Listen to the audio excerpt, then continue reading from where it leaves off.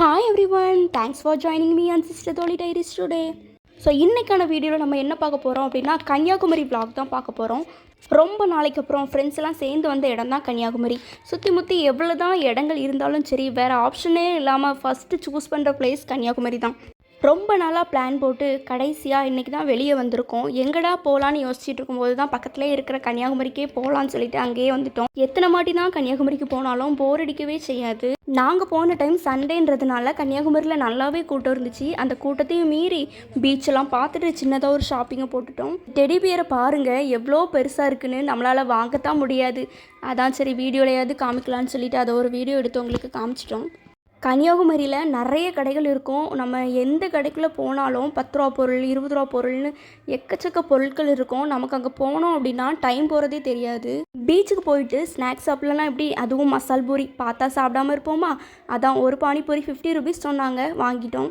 வாங்கி அதை சாப்பிட்டு பார்த்தோன்னே தான் தெரிஞ்சுது சரியான உப்பு. ஏன்டா வாங்கணும்னு ஆயிடுச்சு. 50 ருபீஸ் கொடுத்து அதை ஒழுங்காக கூட சாப்பிட முடியலை. இதுவே ஊரில் கூட 30 ரூபாய்க்கு இதை விட அதிகமான குவான்டிட்டியில் நல்லாவே சாப்பிடலாம். லாஸ்ட்டாக பானிபூரியும் சாப்பிட்டோம், அது நல்லாவே இருந்தது. லாஸ்ட்டாக ஒரு கோலி சோடாவும் குடிச்சிட்டு அங்கேருந்து ஸ்ட்ரெயிட்டாக அதுக்கு பக்கத்துலேயே இருக்கிற எக்கோ பார்க்கும் போயிட்டோம். எக்கோ பார்க் ஃபோட்டோ ஷூட்டுக்கு ரொம்பவே பெஸ்ட்டான பிளேஸ்ன்னு கூட சொல்லலாம். அங்கே அடல்ட்டுக்கு 1 பர்சனுக்கு 50 ருபீஸ் சார்ஜ் பண்ணாங்க.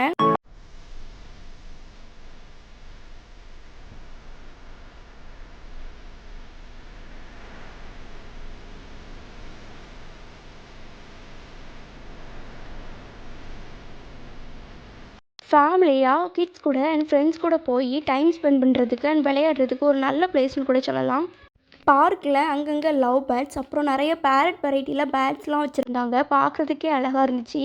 அதோட சவுண்ட் கேட்குறதுக்கு ரொம்பவே நல்லா இருந்துச்சு.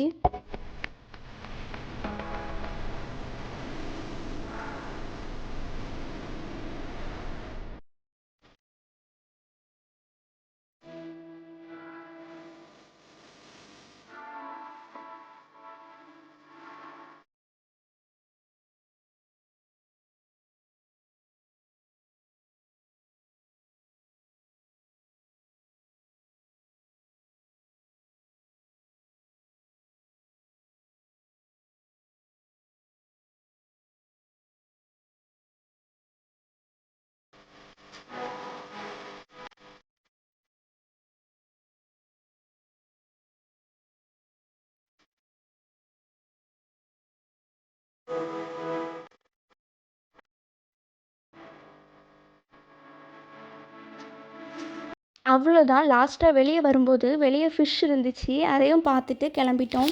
எங்களுடைய வீடியோஸ் உங்களுக்கு பிடிச்சிருந்தா லைக் அண்ட் ஷேர் பண்ணுங்கள். உங்கள் ஃப்ரெண்ட்ஸ் அண்ட் ரிலேட்டிவ்ஸ்க்கு எங்களுடைய வீடியோவை ஷேர் பண்ணுங்கள். வேறு என்ன மாதிரியான வீடியோ வேணுங்கிறத கமெண்ட்டில் சொல்லுங்கள். பாய்.